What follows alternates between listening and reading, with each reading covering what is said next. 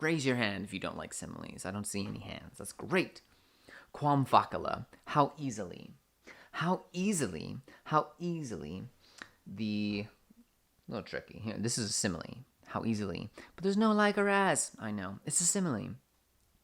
How easily, however easily this violence is going to happen is just how easily Camilla kills him. How easily, my subject, the sacred grasping bird, we might say raptor, grabber, accipiter, grabber. And this is probably going to be the hawk.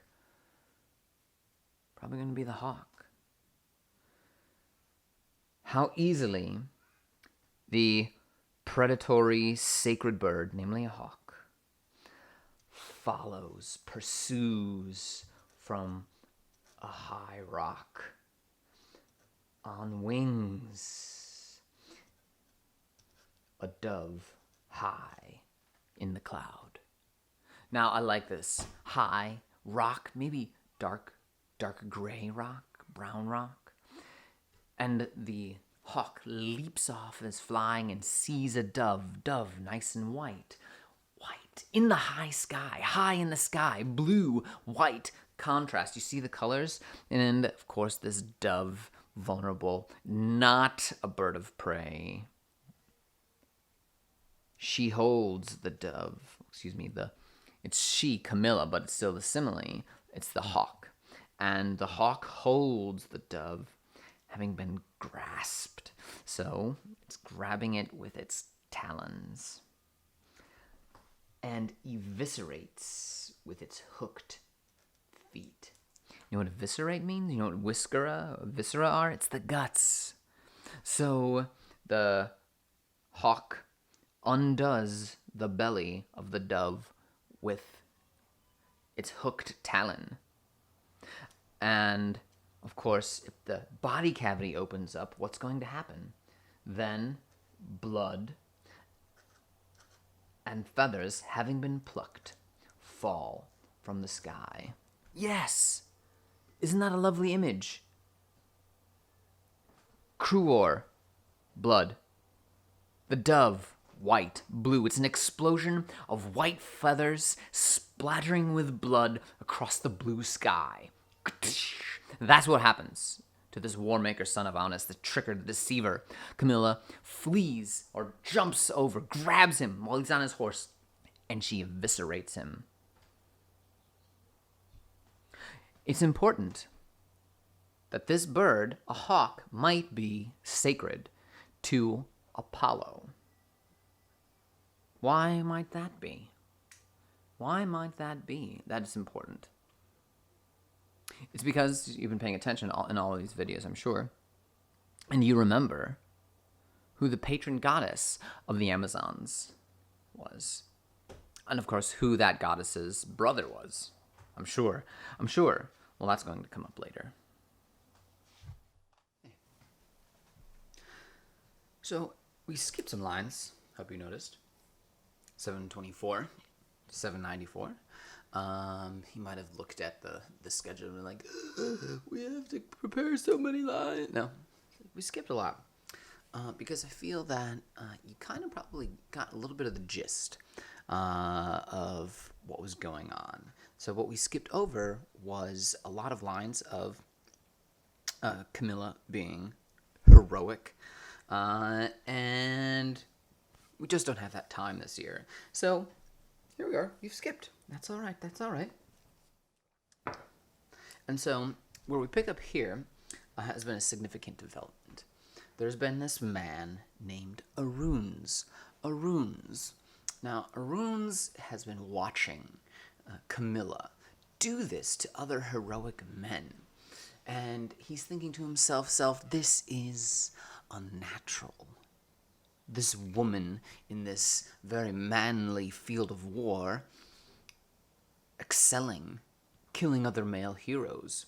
And no man can stand against her. This is a perversion of the natural order. So, he's going to call upon a god. He's going to make a prayer, and this is a very significant prayer.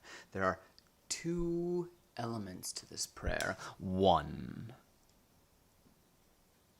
Dear Apollo, praise to Apollo, twin brother of Diana Artemis, patron goddess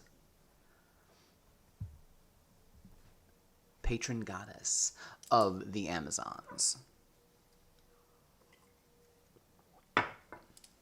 And he prays, dear Apollo, you've seen this unnatural monstrosity. The natural order must be restored. And so, Apollo, I pray, help me snipe Camilla from far away. My bow and arrow, and you are an archer god.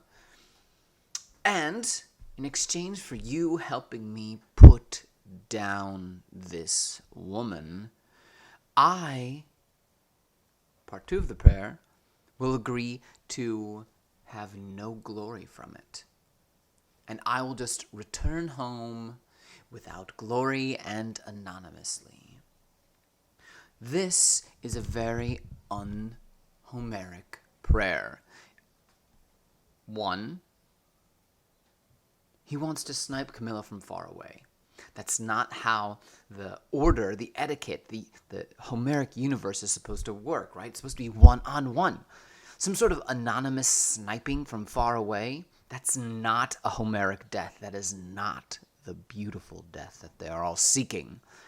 2, returning home safely and anonymously, that indicates he fears death.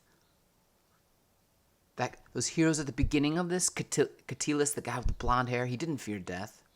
And as a badge of honor, he didn't wear any armor to indicate that he was fearless, heroic.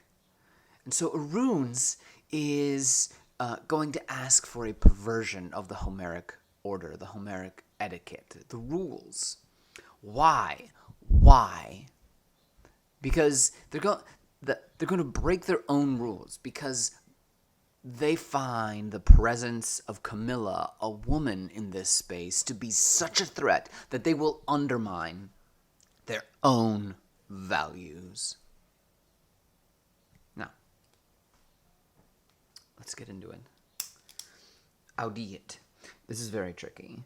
Not because it's a hard clause, because this clause is only one word. This clause is only one word. Aeneid. It's really audivit.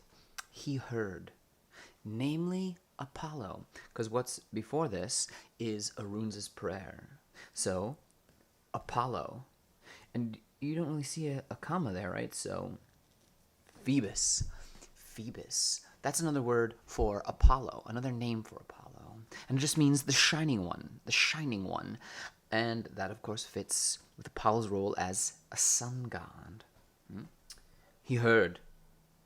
And Phoebus, same as Apollo, Phoebe is going to be, yes, Diana Artemis. Phoebus, go to my clause, and I find my verb right there. Same.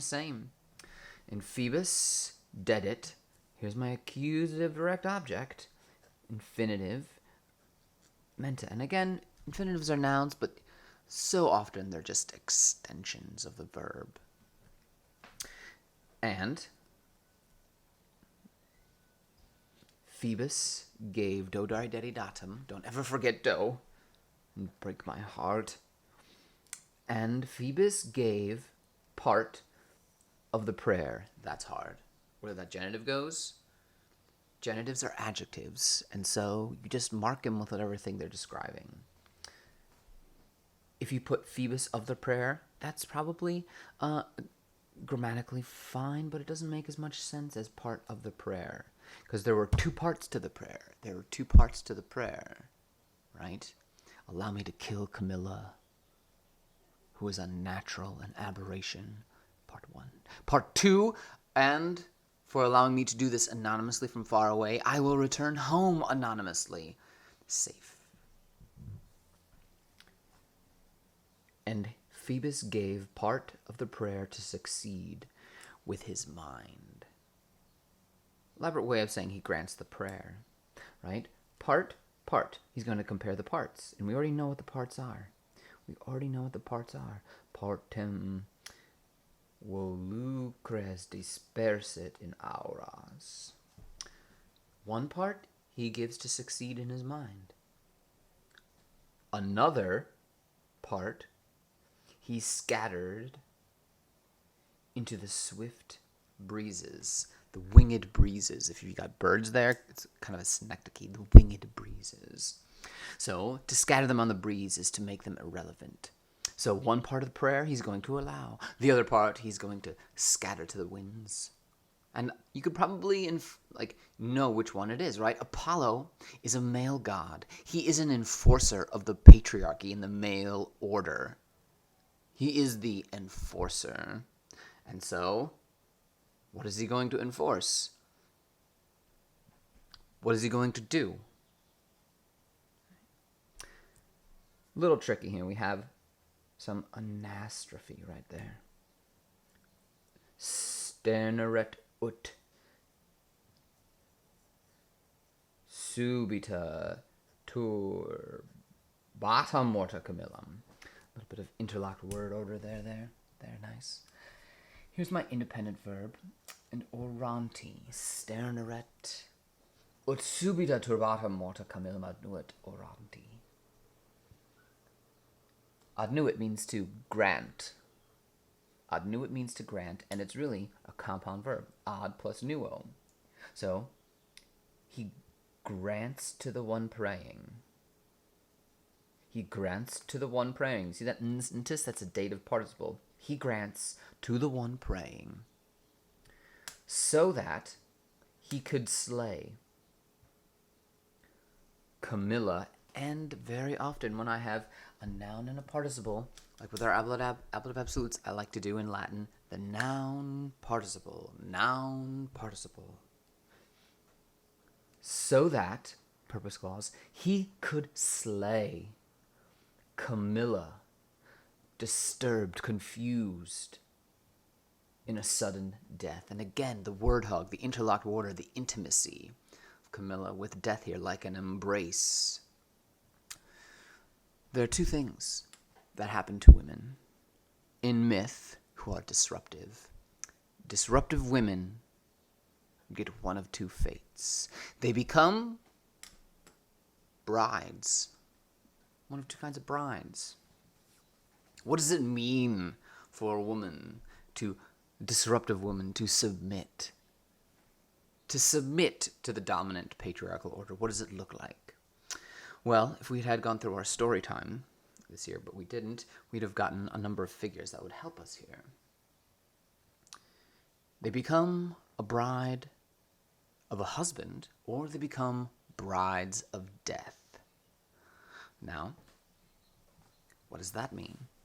Marriage, of course, is an institution by men, for men, empowers men, especially in the ancient world.